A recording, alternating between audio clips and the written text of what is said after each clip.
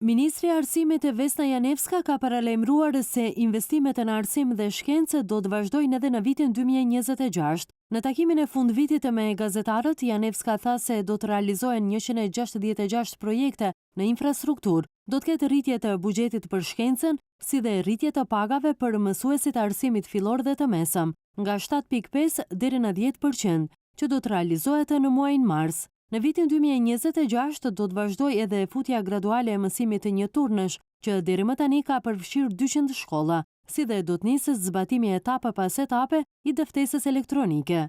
Kur bëhet fjalë për ditarin e ri elektronik, Ministri i Arsimit e tha se tashmë janë kapërcyer të gjitha vështirësitë, sepse pjesa dërmuese e mësimdhënësve kanë mësuar procesin e funksionimit. Rritje të vazhdueshme ka edhe buxheti për shkencën. Kur bëhet fjalë për arsimin e lartë, ministria tha se ligji i ri për arsimin e lartë pritet që deri në fund të vitit të vendoset për debat publik në regjistrin elektronik kombëtar të rregulloreve. Krahas tij do të procesohen edhe ligji për cilësinë në arsimin e lartë dhe ligji për veprimtari shkencore hulumtuese. Ndër risitë kryesore janë kriteret më të rrepta për avancimin akademik dhe rizgjedhja e profesorëve universitar. Janevska kujtoi se për shkak të parregullsive dhe mos plotësimit të kushteve, deri tani janë mbyllur 14 institute, ndërsa kontrollet do të vazhdojnë edhe vitin e ardhshëm. Ajo theksoi se mbyllja e fakulteteve është më e vështirë për shkak të paqartësive ligjore, problem që pritet të zgjidhet me ligjin e ri për arsimin e lartë. Ministria paralajmëroi edhe software të ri për zbulimin e plagjiaturës,